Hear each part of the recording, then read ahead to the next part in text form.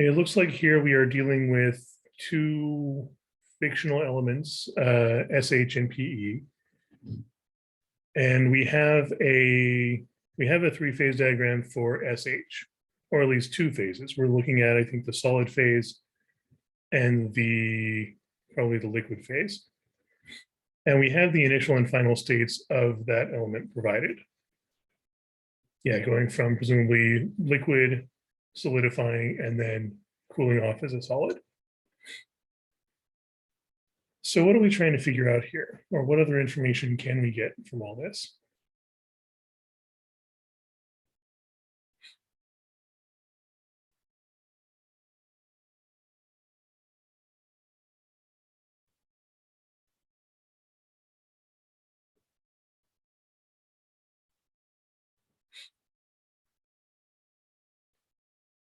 Yeah, we can figure out the change in temperature, and also it is going through a phase change. And I think it would be useful to split that up into pieces. We can say we have a phase change and a temperature change. So if we split that up, we can take a look at, we start off with initial, this much energy. We go through a phase change, costing us this much change in energy. And then we also cool off, ending at this much energy. So if we consider just the changes in energy, looking at just the energy axis, it looks like we have this much change in what kind of energy first?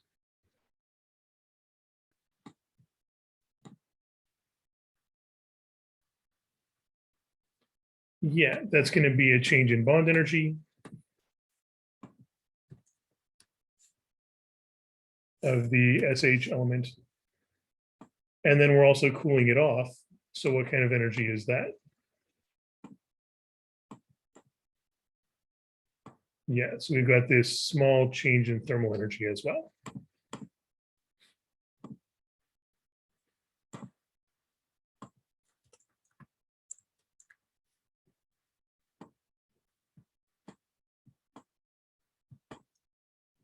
So it looks like we're going to have then if we were to write a conservation of energy equation, we've got a delta E bond of the SH material and a delta E thermal of the SH material. It looks like those are both decreasing. Is anything else increasing to balance that out?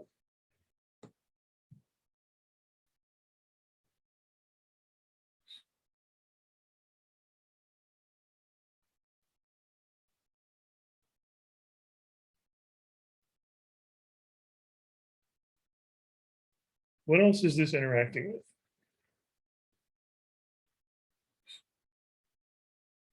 Yeah, we've also got this PE element. And we know that the PE element, we don't actually have a graph for the PE element, but what do we know about do we know anything about what temperature it's at or what phase it's in to start with?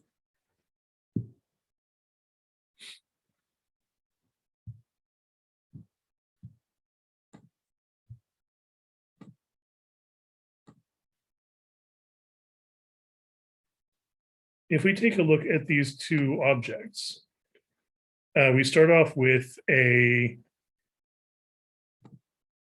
blob of this SH material.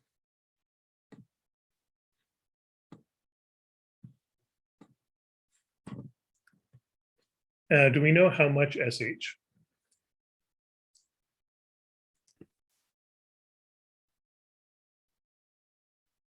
Not yet. So that's an unknown amount. Unknown mass of SH. Do we know what phase and what temperature it is to start with?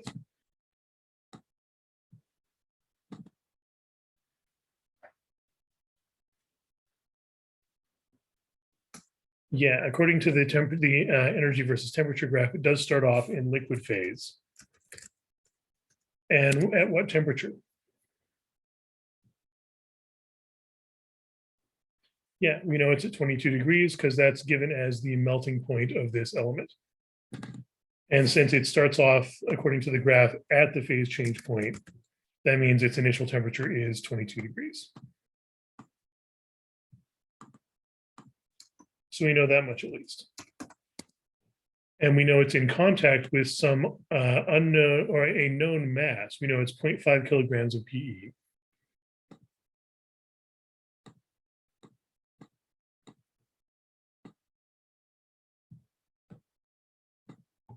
So 0.5 kilograms of PE.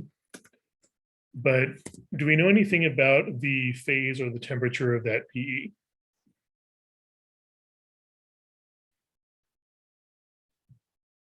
We do know one thing. It doesn't specifically tell us, but what do we know about the direction heat is flowing here?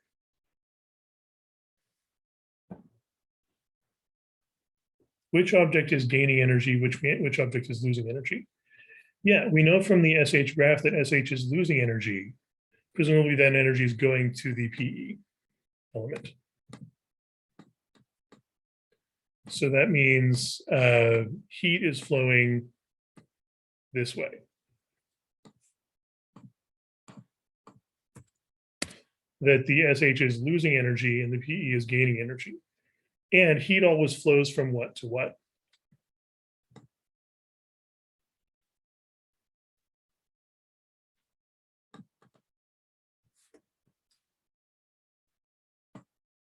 Which direction should we always assume heat flows? Yeah, from the warmer object to the cooler object. So if heat is flowing from the SH to the PE, that tells us the PE must be colder than the SH. So the PE had to have started colder than 22 degrees. So it's an unknown phase, but the temperature is lower than 22 degrees to start with. I guess I should specify initial temperature because that could be changing.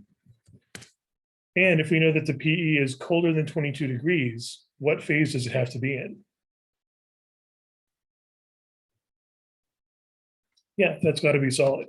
Even though we don't have a graph for PE, we are told that its melting point is 40 degrees. Anything colder than 40 degrees and the PE is guaranteed to be solid. Because it would have to be hotter than 40 to be a liquid, well, 40 or higher to be a liquid. So the PE is 0.5 kilograms solid. And since it's only warming up to somewhere lower than 22 degrees, it's never going anywhere near 40 degrees. We know this is solid the whole time. During this experiment, the PE does not change phase, which means it's only changing what kind of energy? Bond energy. Is it changing phase? Oh, sorry, thermal is what I meant to say. It can only change its thermal energy. So we can finish the conservation of energy equation. There's going to be a change in thermal energy for the PE element, and that's it. There's no further phase change. So we know the SH is solidifying because that's shown on the energy graph, and cooling off because that's also shown on the energy graph. That energy has to go somewhere, so the PE has to be getting warmer. We know it's not going to go through a phase change because it's nowhere near 40 degrees, and it's not going to get there. The hottest it could get is almost to 22 degrees. And presumably these are only interacting with each other. It does specify an insulated container. So what do these changes have to add up to? Yeah, got to add up to 0. This is a closed system. Any questions on that setup so far?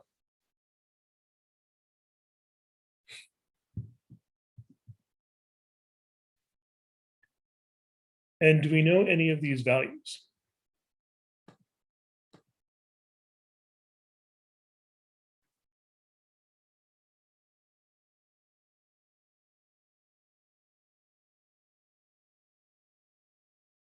Do we have any actual numbers we can fill in? Yeah, we know the PE, the cuparium. This PE here is, we know it starts off colder than 22 degrees because otherwise it wouldn't be gaining heat from the SH. So we know the PE is colder than 22 degrees. And the only way the PE could be a liquid is if it were hotter than 40 degrees. Anything colder than 40 degrees, it's going to be a solid. We know that it is going to warm up because it's gaining energy from the SH, but the hottest it could get is 22 degrees. The colder object can't get hotter than the hotter object started.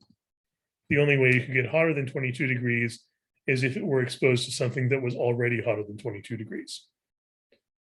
So we know the PE is going to be starting off solid, colder than 22 degrees, could warm up potentially almost all the way to 22 degrees, but not hotter. It's nowhere near its melting point, so it's not going to melt. Therefore, it's only changing thermal energy. And yeah, we know 90 kilojoules for bond energy and 10 kilojoules for thermal energy. And where do we get those numbers? How do we know it's losing exactly 90 joules of bond energy?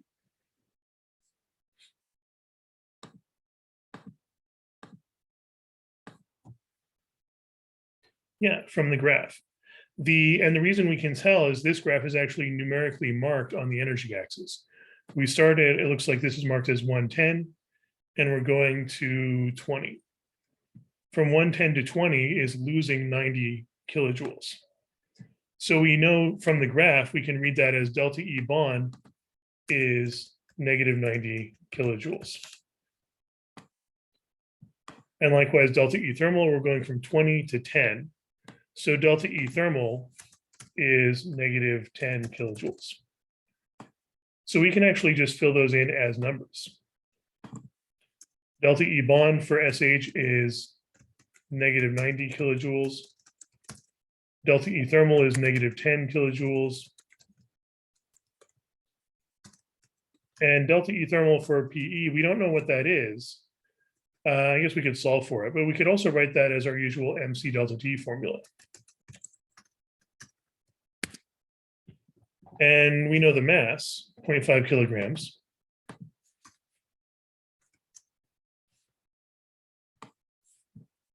And we also have the specific heat. The problem specifies the specific heat of, and we want to use solid here. So 4 kilojoules per kilogram Kelvin.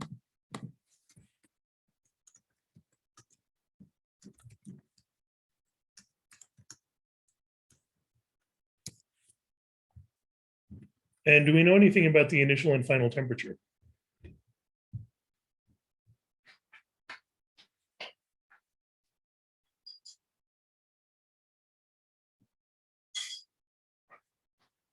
Doesn't really tell us anything about that, right?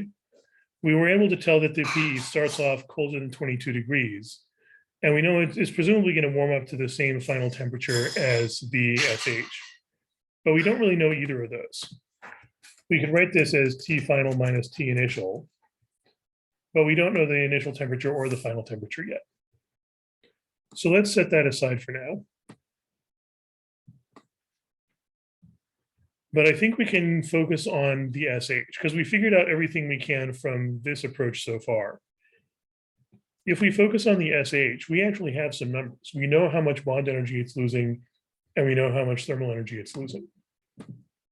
So if we focus on that, delta E bond equals negative 90 kilojoules. What could we figure out from that information now that we know exactly how much energy it takes to solidify the whole thing?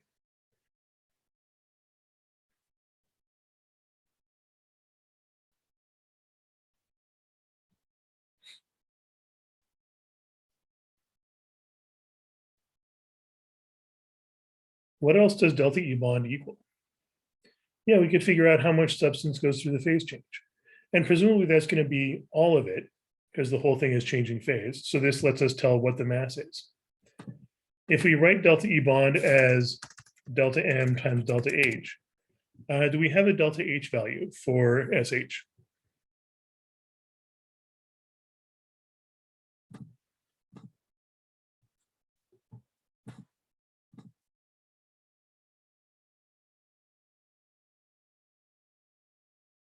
Looks like that was provided, right?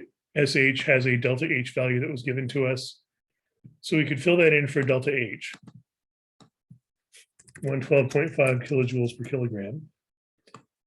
And then what? What can we now figure out?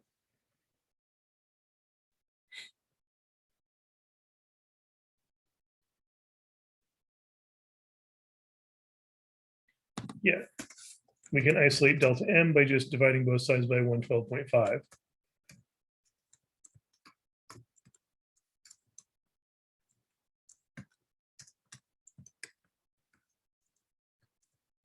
Kilojoules and kilojoules cancel out, so we should get kilograms. So negative 90 over 112.5 is 0.8, specifically negative 0.8. So that's delta M, negative 0.8 kilograms. And why is it negative? What does the negative signify here for delta M? Yeah, we are losing liquid, and that matches what we see here. We're losing liquid and gaining solid. And since we're losing all the liquid, presumably the 0.8 kilograms is the mass of the object.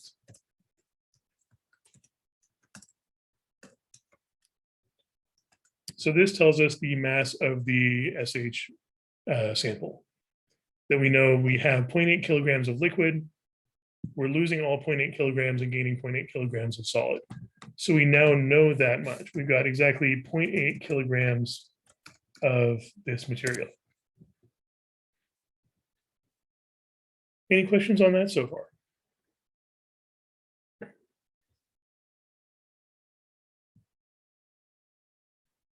And now that we've obtained that information from the bond energy, let's see what we can figure out from the thermal energy. We know we have delta E thermal to cool it off from 22 degrees down to some unknown final temperature. We know that that involves removing 10 kilojoules. What formula could we set that equal to?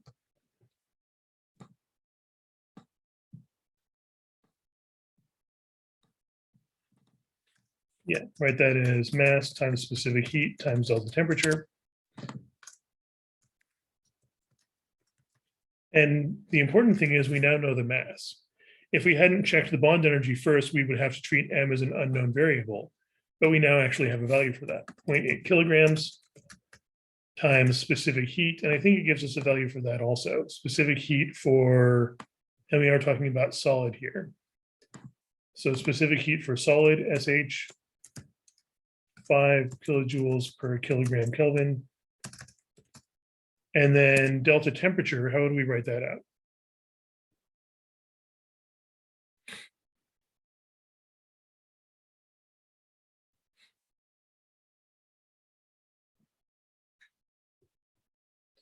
Yeah, final minus initial, T final minus, and yeah, we know the initial temperature, 22 degrees Celsius. Since it started off as a solid at the melting point. And at that point, what can we now do with this equation?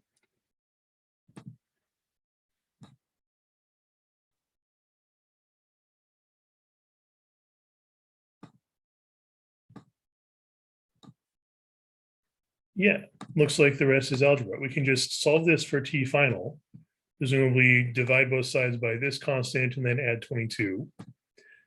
So you can solve for T final. And then once you have T final, that tells you the final temperature of the SH, but that also tells you what other information?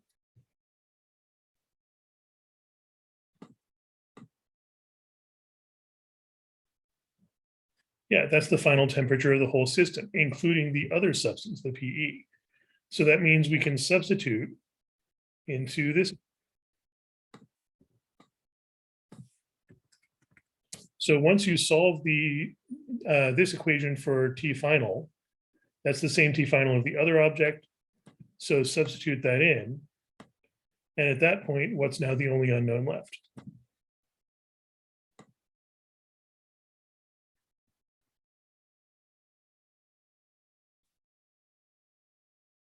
Yeah, the initial temperature of the PE.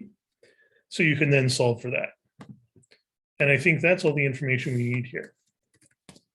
So it looks like the rest is algebra. Once you've got essentially a system of equations set up, we've got two unknowns, final temperature of the system and initial temperature of the PE. And also mass of the SH, we didn't know that either. So we had three unknowns, but we also set up three equations. As long as you have as many equations as you have unknowns, that's typically a system that can be solved by substitution or elimination. Yeah, we're assuming that we wait long enough for this to reach thermal equilibrium. Yeah, it does specifically say we allow them to come to thermal equilibrium. we presumably are waiting long enough that they reach the same final temperature. So we do know that the final temperature has to be the same for both. Any other questions on that?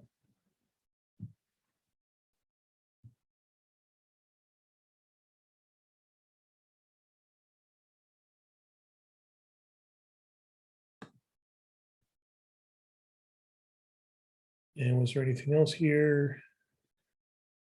Yeah, one more question on this one. Looks like the whole thing then is allowed to come to thermal equilibrium with the room. And we want to know how much heat transfer does that take? So let's go back and take note of everything we know so far, just in terms of the information. How would you describe the final situation here?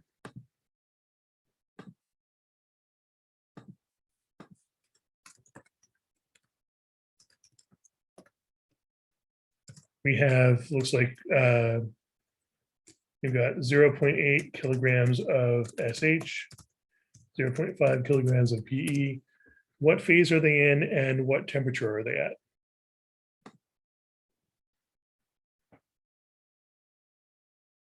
Yeah, they're both solid. And we haven't actually solved for this, but you could solve for this T final. Oh, you got it, 19.5 degrees Celsius. Okay, thank you.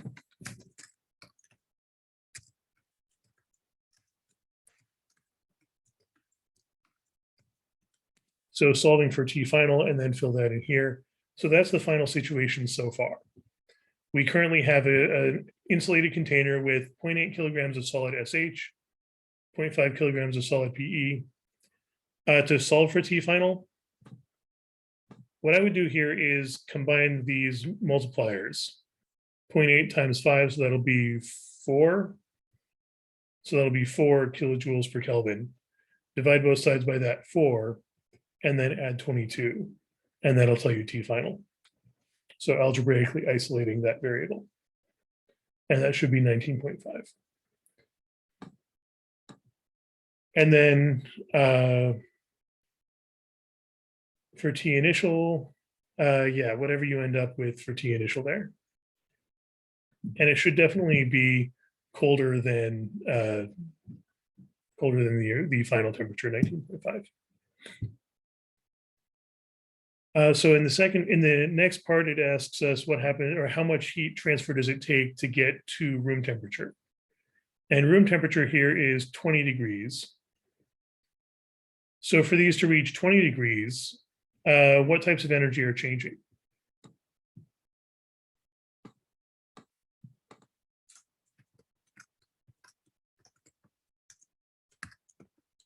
Yeah, looks like just thermal energy. There's no phase changes from 19.5 to 20.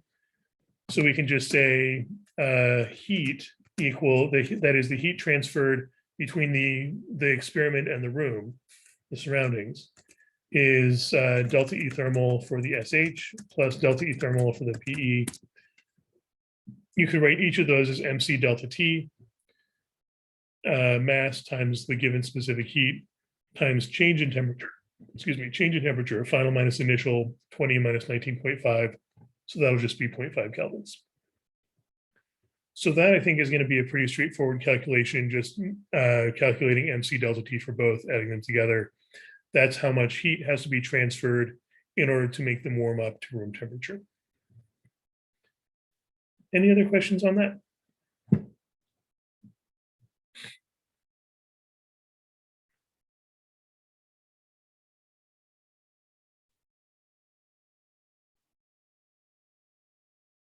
All right, then let's take a look into some of the kinetic energy and potential energy stuff. One moment.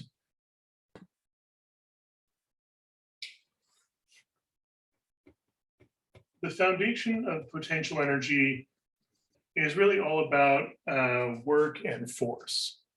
Like for instance, let's say you are pushing on some object.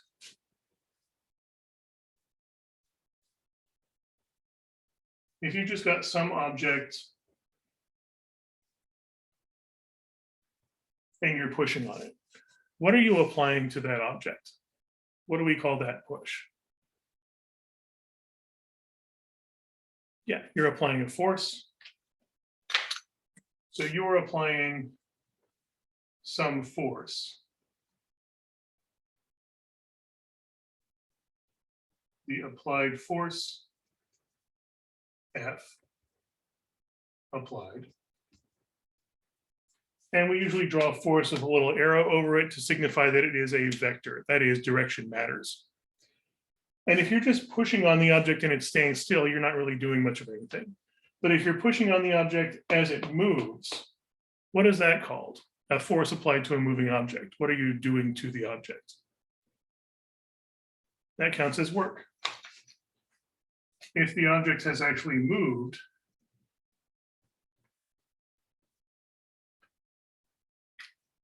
let's say it has moved some distance, delta x.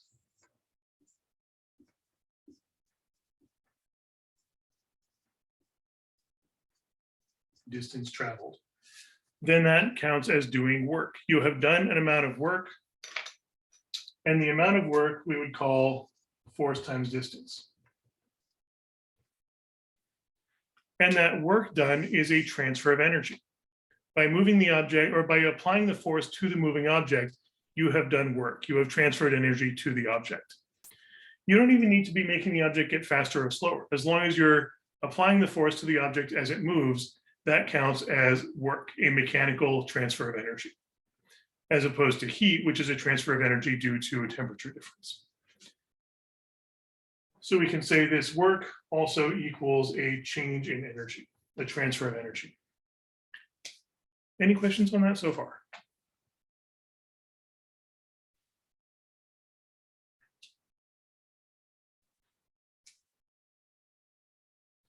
X here represents position. Like if you imagine this whole thing is on an x-axis, let's say we've got, maybe you start at x equals 5 meters from some origin that we're measuring everything from, and you end at x equals 15 meters from the origin. In that case, you have moved 10 meters. So delta x would be 10 meters, which you could accomplish by subtracting final minus initial, 15 minus 5. So that's 10 meters that you have traveled. So x just represents position as measured along some axis, presumably from some origin, some reference point we're measuring everything from. And then delta x is how far the object has traveled. Or if it's vertical, we would usually call that delta y instead of delta x. But delta x or delta y just means how far the object has traveled. Any questions on that so far?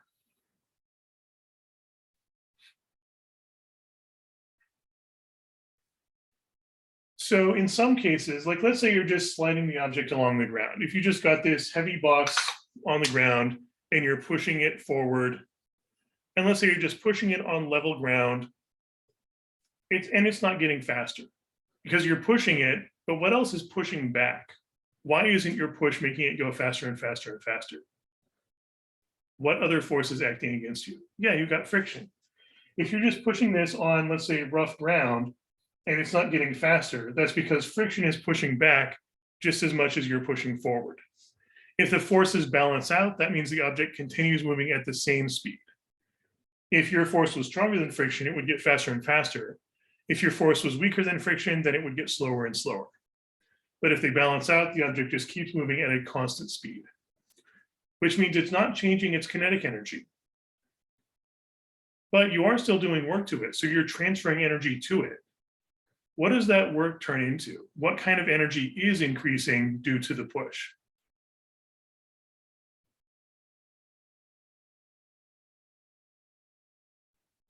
Potential energy, well, it's definitely not changing kinetic energy because you're just pushing it to make it continue moving at a constant speed. If you were pushing harder, you might be increasing kinetic energy by making it go faster and faster. But let's say it's moving at a constant speed. Potential energy implies that the energy is being stored up somehow and you could get it back. If you're just pushing to counteract friction, you're sliding the box along. If you let go, does it snap back to the starting position? Would friction make it move back to where it started?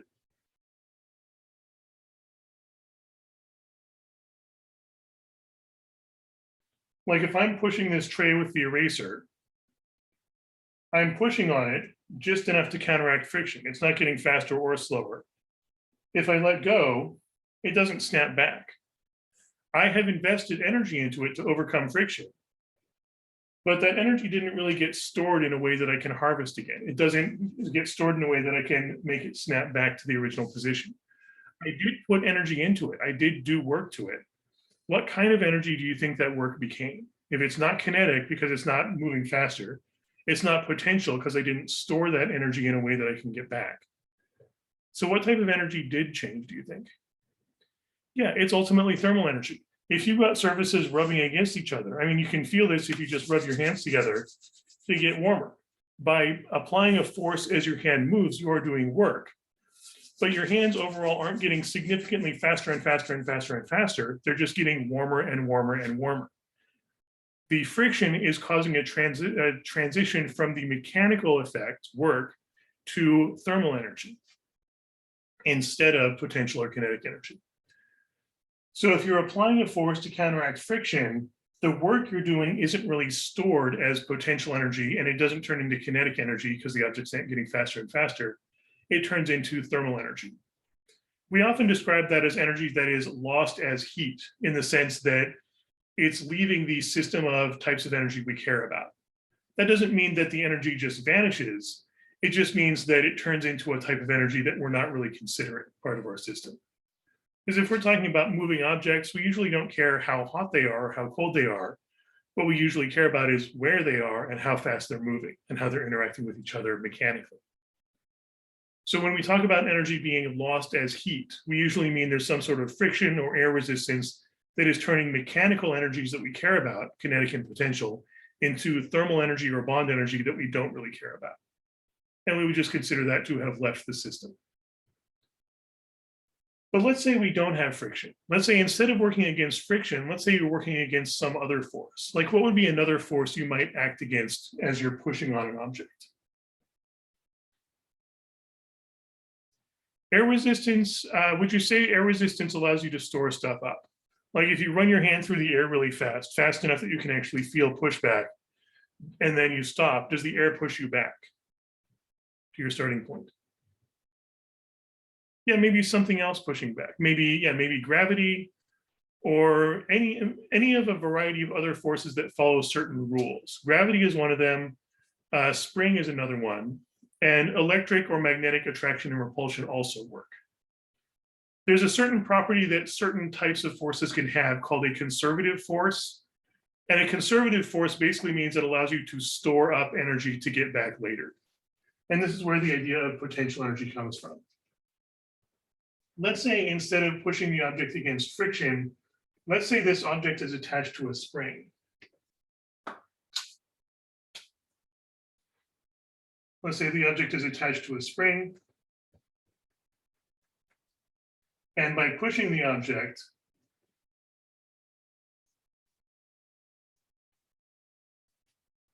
you have compressed the spring.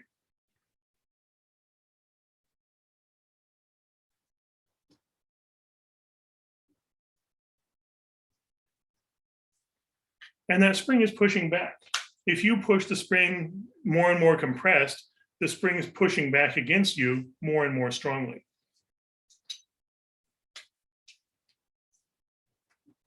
As you compress the spring,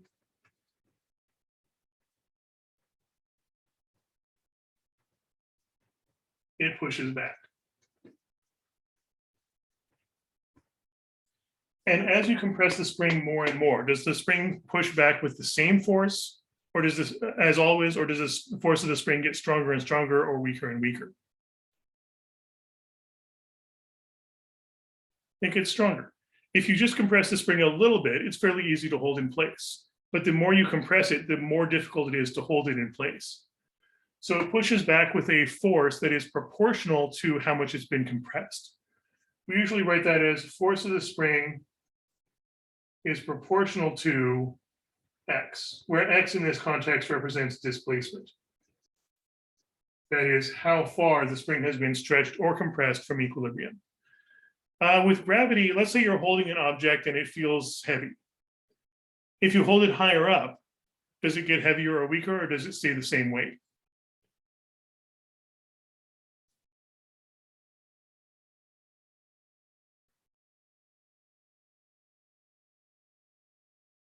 It should stay the same, yeah.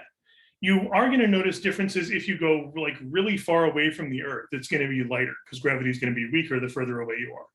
But unless you're going really long distances, if you just hold an object a little bit higher or a little bit lower, the strength of gravity is still the same. So gravity does not behave like this. Gravity, as long as you're fairly close to the planet, does not change with position. It's just a constant amount of force on the object. But for a spring, the force varies depending on how compressed or stretched the spring is. If the spring is at equilibrium, if it's at this natural position where there's no force at all, or if you're a little bit far from equilibrium, then you get a little bit of force pushing back. If you compress it really far from equilibrium, you get a much stronger force pushing back. And since that's proportional, like let's say you stretch it a certain amount, you get a certain amount of force pulling back towards equilibrium. Or if you stretch it 3 times as much, you get 3 times as much force pulling back. So we can say that those are proportional, and therefore the force is equal to something times the displacement. That something is usually called the spring constant, usually written as K.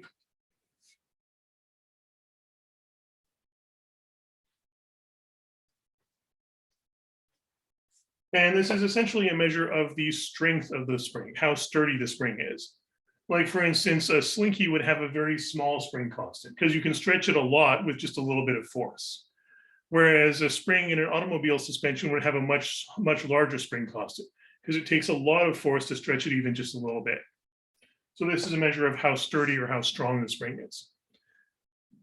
We also typically have a negative sign here because, and this ultimately just represents direction. For instance, let's say you push the spring to the right.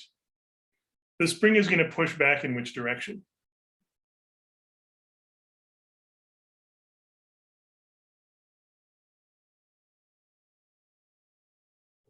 Yeah, it pushes back against the displacement. If you have displaced the spring to the right, the spring pushes back to the left. Or if you stretch the spring, if you displace it to the left, the spring pulls back to the right. So this negative sign tells you that the force the spring exerts on you is opposite to the direction it has been displaced. In other words, it's pulling or pushing back towards equilibrium. We usually call this a restorative force in the sense that it is a force that's trying to restore the equilibrium situation. So we can usually use this as the formula for the force of a spring. This is typically called Hooke's law, after the first guy who we know of who actually wrote it down in this sort of format. Any questions on the force so far?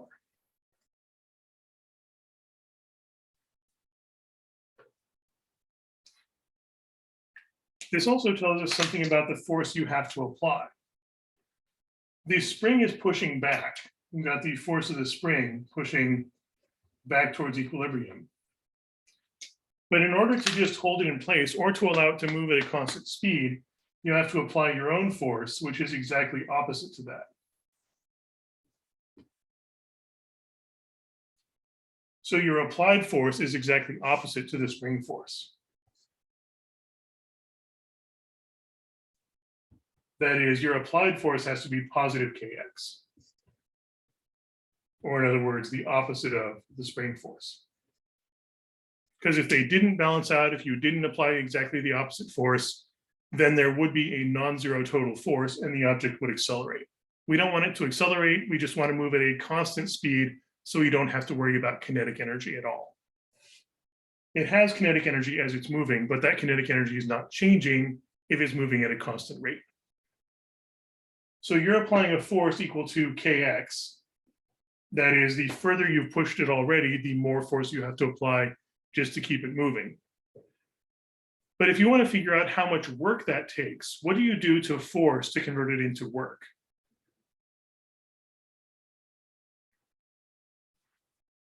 How would we calculate how much work you're doing as you move this?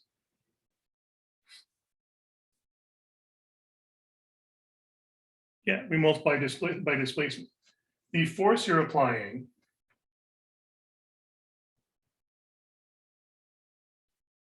times the displacement, delta x.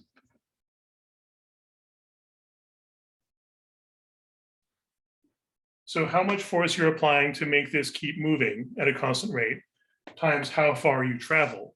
That should tell you the work done. The problem is X is changing. If you move it from, let's say, equilibrium, which we would treat as 0, typically we treat equilibrium as 0 meters. And then we would measure all the distances from equilibrium. Let's say you move it from 0 meters to 3 meters. We need a value to plug in for X here. We can't plug in 0 because that would imply that we're using no force the whole time, which isn't true. We couldn't plug in 3 because that would mean you're constantly applying the most force you need, which also isn't true. You're just applying that large amount of force at the very end. We could maybe approximate it by plugging in some in-between value, but that's still just going to be an approximation. Any thoughts on how we could deal with something about distance traveled so far times the distance traveled? How could we deal with that without having to pick a specific value for distance?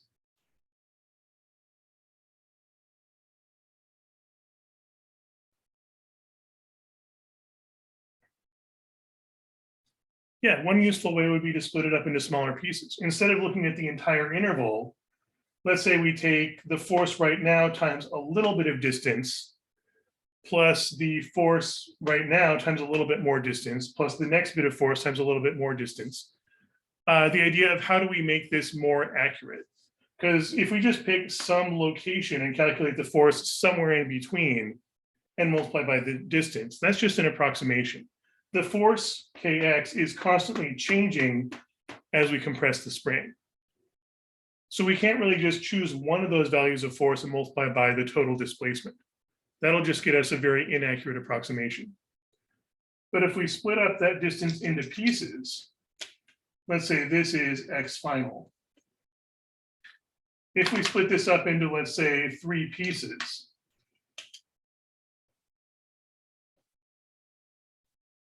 we could take like a typical force from this region times this distance, plus a typical force from this region times this distance, plus a typical force from this region times this distance. So we would then be adding up a typical Kx from that region times the smaller distance of just that region. But even with 3 regions, that's still going to be fairly inaccurate. We'd want to split it up into more and more smaller and smaller regions. And what does a summation of some function times delta x like this turn into if we get it more accurate by looking at more and more smaller and smaller pieces? Yeah, this ultimately turns into an integral. Formally, we're taking the limit as the size of the pieces gets smaller and smaller. Summation turns into an integral sign. That's really all the integral sign means. Summation is a sigma, the capital Greek letter S, for summation. The integral sign is also just a stylized S for a different kind of summation. So the summation of Kx, the force you're applying, times, and then since we're taking the limit, instead of writing delta x, we write this as dx. Presumably from some initial location to some final location. So we're really just, instead of multiplying a force times a distance, we're taking the integral of the applied force with respect to position.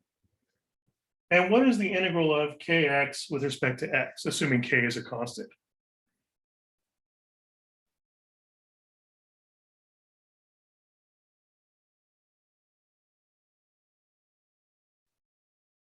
The derivative would be, well, the derivative is not going to be 0 either. Keep in mind, x is changing. The constant K you can actually pull out of the integral. But what's the integral of x with respect to x itself? Yeah, x squared over 2. 1 would be the derivative. If we were taking the derivative of x, we'd get 1. But for integral, if you've got x to a power, and we could think of this as x to the 1 power, then the usual procedure for that is add 1 to the exponent, and then divide by the new exponent. That way, when we take the derivative, you get back to just x. And we still have this times k here. So spring constant times x squared divided by 2 tells you how much work you've done. And really, we should be going from initial to final. So that'll be k over 2 times x final squared minus x initial squared. which could also be written as delta x squared.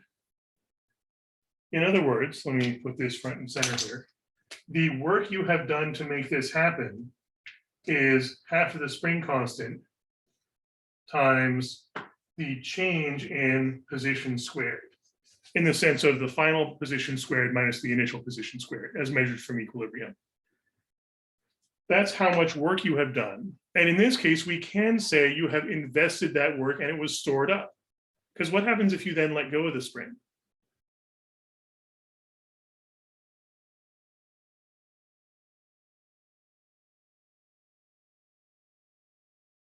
If you take this spring and compress it and then let go, what's going to happen?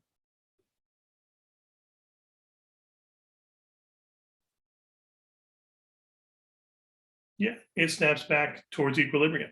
So that means you do get that energy back. You compress the spring, you're doing work, and that energy is stored up. You can maybe tie that off and store that compressed spring. Then at some point, cut the string and it snaps back. You get that energy back as kinetic energy. Or maybe you can use that spring to push on some other machine. So a spring allows you to store energy, and we call that stored energy potential energy, in the sense that it has the potential to do more work later, or to do the same amount of work, I should say. So the work you've done is a change in energy. It's not a transfer of kinetic energy because the object isn't moving faster or slower. It's not a transfer of thermal energy because the object hasn't gotten significantly hotter or colder. There's no phase change involved. We would call this the change in potential energy. And specifically, since it's associated with a force of a spring, we call it the change in spring potential energy. So this formula can be used for the change in the potential energy of the spring. Half the spring constant with the 1/2 because of the integral times the change in squared displacement. So final position squared minus initial position squared, each one squared individually and then subtracted. Any questions on that so far?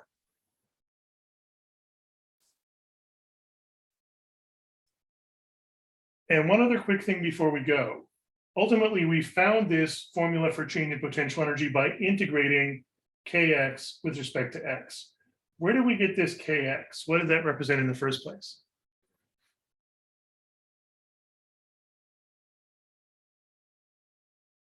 What was kx? Yeah, that was the force. But note that wasn't the force of the spring. That was the force you have to push with. The force of the spring was negative kx. The force you're applying is the opposite of that. So what we were really integrating here was the opposite of the force of the spring. And this is not just for springs. This can be used in general to find any change in potential energy. In fact, you could treat this as the definition of potential energy. Potential energy is what you get by integrating negative some force. The negative sign ultimately referring to direction. So any force that's associated with a potential energy, if you have a formula for the force, you can build a formula for potential energy by integrating negative formula for force. And that also works in reverse. What's the opposite of an integral? Yeah, a derivative. So if you have a formula for potential energy, you can take the derivative and also apply a negative sign and get a formula for force. So every potential energy is associated with some force, and they're related by derivatives and integrals. Any other questions on that?